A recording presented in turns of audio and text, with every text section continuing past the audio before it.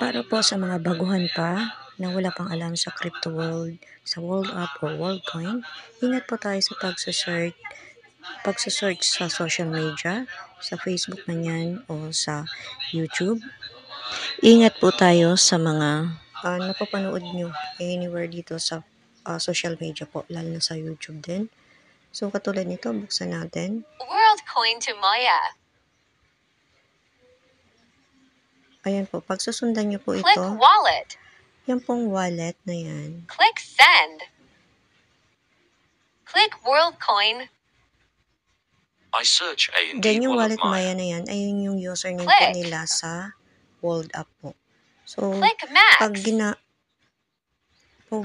po ninyo yan, yung confirm send.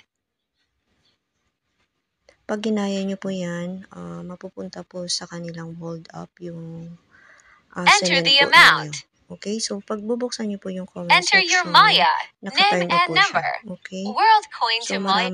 Worldcoin to Maya. Okay. Ito din po. Pag sinundan nyo ito, yung transfer out nyo ay mapupunta din sa kanyang account sa World Up.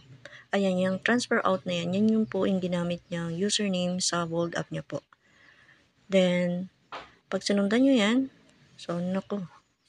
Then, pagka binuksan mo yung comment section, may mga comments din. Okay? So, be aware lang po. Dapat, doon po kayo, magtanong po kayo. Pag di kayo marunong mag-transfer out, magtanong na lang kayo sa may mga alam. Okay? So, yung nakapag-transfer out na, so, sila ang tanungan nyo. Okay? Na yung makakilala nyo din. So, wag magtanong din sa hindi kakilala. Kasi, naku, sayang din yung pinaghirapan ninyo. Okay? Kasi pumunta kayo sa location, namasahe pa kayo. Okay? Okay. So, ito din. Ayan guys. Send before coin. Through Gcash daw. Transfer Gcash. Search ko daw yung transfer Gcash na yan po. Ayan po yung kanyang ginamit na username sa World Up niya po. Sa World Up, yan po yung World Up wallet niya. So, pag transfer nyo yan, ginamit nyo yan, i-click nyo yan, dyan po mapupuntahan yung inyong funds o transfer na Worldcoin dun sa kanyang World Up wallet po. So, hindi po yun sa Gcash ninyo. Okay? So, isa po itong pang-i-scam. Transfer Gcash. Just click Max. Okay, so ayan po, yung mag-receive niyan ay yung transfer cash, yung username na po sa World Up. Confirm send, done nyo lang. Okay, so bubuksan mo din yung kanyang comment section, so naka-off din siya. Send before coin, tapos search mo, transfer Gcash. Transfer Gcash daw, pero hindi po yan sa Gcash mapupunta, kundi sa kanyang account sa World Up po. So, yun po yung kanyang username na ginamit sa World Up po. Okay?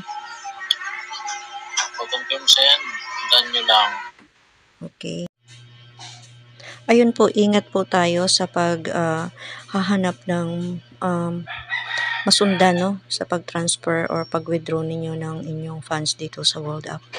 So, hindi po ganun kadali kasi yung Worldcoin po ay isang token o isang kinds of crypto po na dapat binibenta po yan para mapalitan na in peso. So, nagkalat na po sa social media yung mga ganitong pang-i-scam. Okay? Na akala mo ay mapupunta sa'yo. So, sa account po yan nila, sa World Up mapupunta at hindi po sa inyo. Yun lang po. Ingat po tayo. Then, God bless us all po.